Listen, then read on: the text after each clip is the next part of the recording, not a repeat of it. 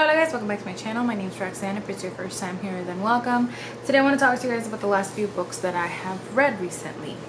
The number one Ladies Detective Agency by Alexander McCall Smith, and this is number one in the series. I'm pretty sure there's quite a few of them in the series. This has also been turned into a Netflix series, HBO, something along those lines, series that I really want to watch because I've heard really good things about it. And so this is about a young woman named Mara Motswe who decides to use the inheritance left her by her father to start a detective agency, to be the number one and pretty much the only ladies detective agency in Botswana. And it's really unlike most of the mysteries that I read, which have one very distinct storyline. No matter what other cases the detective may be working on, there is one very clear case that is the main case in the story.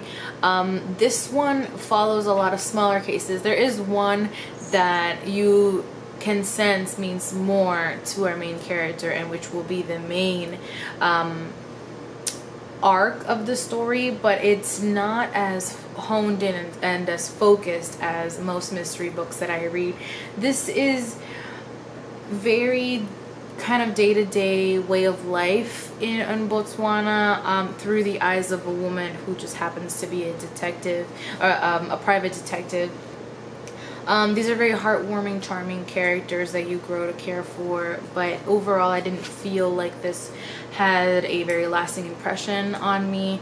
I haven't really thought about it since putting it down, and I don't really have a desire to pick up the rest of the books. I think this is one that I might really enjoy as a book, as a series, but as a book it was okay. I enjoyed it while I was reading it, but I really didn't feel any lasting connection to it, if that makes any sense.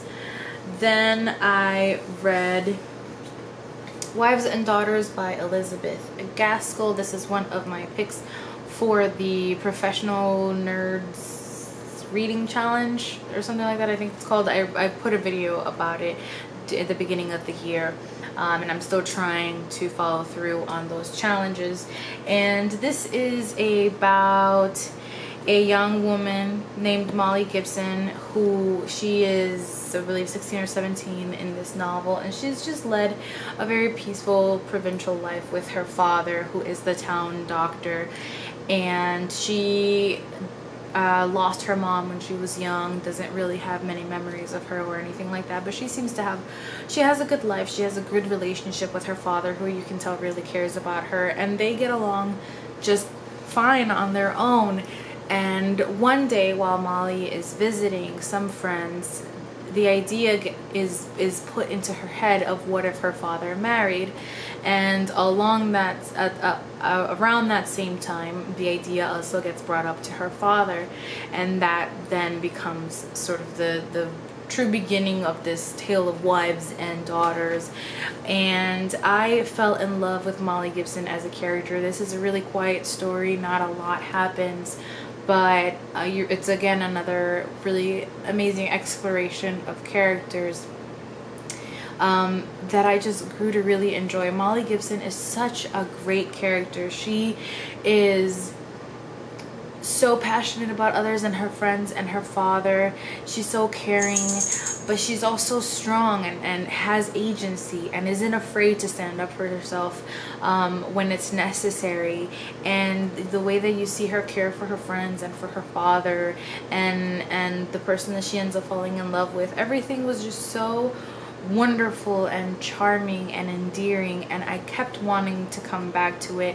It is a pretty chunky book, but it really didn't feel that way at all. I loved being in this town, and I loved getting to learn more about Molly Gibson. And there are some characters in here who are really quite annoying, but it wasn't to the point where I didn't want to read about them. I was still curious enough about their lives, despite not liking what they were doing and the choices that they were making. And it still kept me coming back, and I think that's just a testament to the writing and the development of the characters. this is just a quiet classic that really deserves any praise it's gotten and its sort of lasting impression in literature. I wish that we'd had I'd had learned more about Elizabeth Gaskell growing up, and that I had maybe given her a chance before. I intend to read her entire catalog. Only thing about this is it wasn't finished. She initially published this, I think, in like newspapers or something like that, and she did it as sort of chapter by chapter or piece by piece. She died before the end was fully finished. Which is unfortunate, because at the end I feel like it could have continued going for even more pages and given us more of Molly and sort of her final resolution.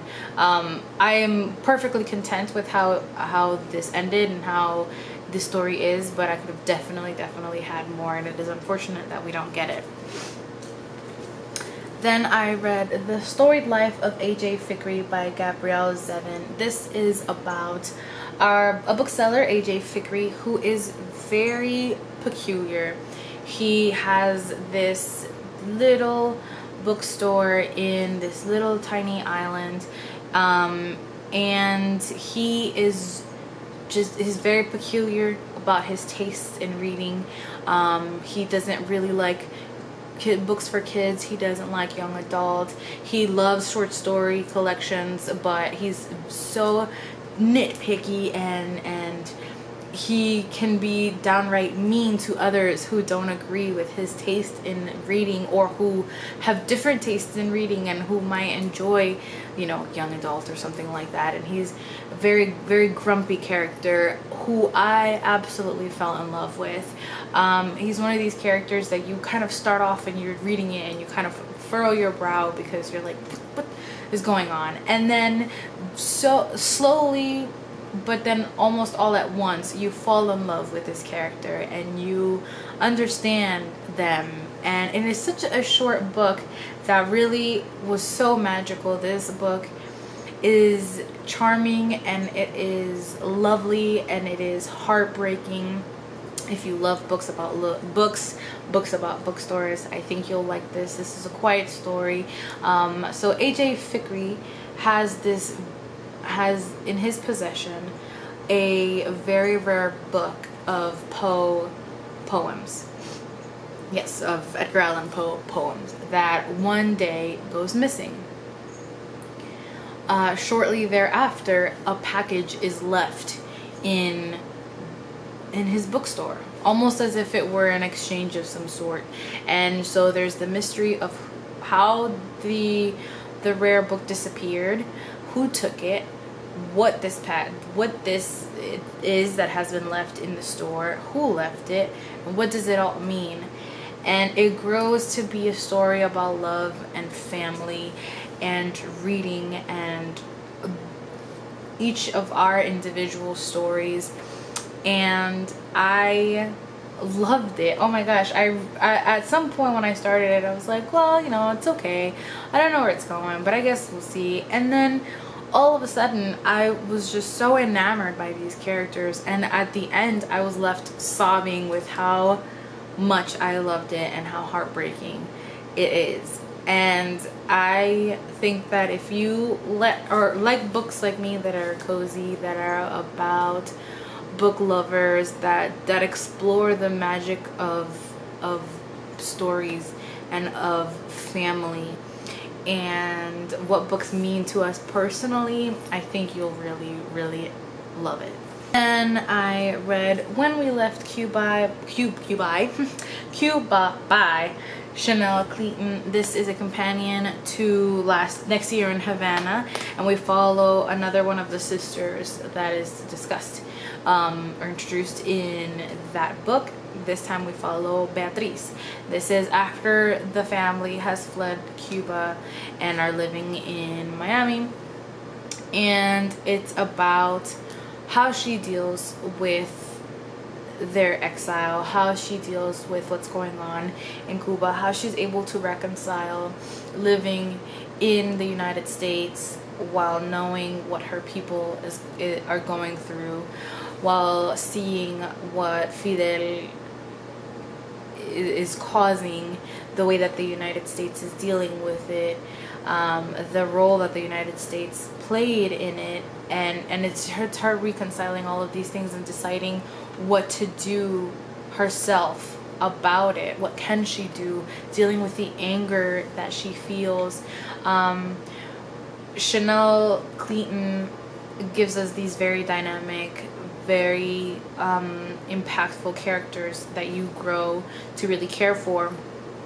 And there's a lot of commentary that goes into her novels, more exploration about the dichotomy of that feeling of between those who stayed and those who left, being comfortable in a new home but still missing your old home, and do you take something for granted? And then we're exploring all of this through very beautiful, wealthy women, and it's a privilege that Chanel Cleaton doesn't ever let you forget, and doesn't let our main characters forget it, because those around them remind them of that constantly. And so we explored the sexism of the time, and there's just a lot that's packed into these novels. And they're also great romance novels and historical fiction stories that I absolutely love so much. I am absolutely loving these. I love the way Chanel Cleaton writes, and I need to see, you know, what else is in her catalog, if she has anything. I just want to devour it all.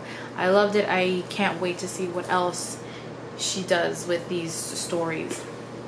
And then just very quickly, you guys know that Jen McKinley is the author of the Library Lovers Cozy Murder Mystery series that I love. She has two other series. One is about a cupcake shop owner, and one is about a hat shop owner in the UK. And I read the first book in both of those, and those are called Sprinkle with Murder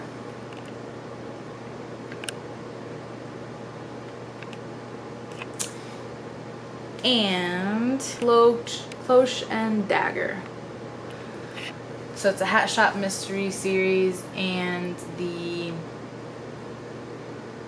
Cupcake Bakery mystery series. And I started reading them both because the main characters of both of those make an appearance in Death in the Stacks, which is the last of the Library Lovers mystery series that I also read this past few weeks. And so that's Library Lovers Mystery number 8, and the main characters of the other two series make an appearance on that one, and I think that's the last one that was available for me at Libby, so I decided to start reading her other two series, and I like them just as much. I think Jen McKinley is gonna be, oh no, there's a bug in here. Jen McKinley is going to be, oh, Galileo just went crazy. He's going after the bug. There's like a little fly. I think Jen McKinley is going to be like just a favorite cozy murder mystery writer of mine, and if you like those books, then I would recommend her. They were quick, easy, cozy reads.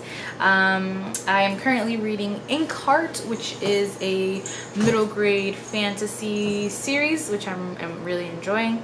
And yeah, that's it. I will be back soon with another wrap up or to talk to you guys about something book related. As always, thank you for watching and for listening. I love you guys very much.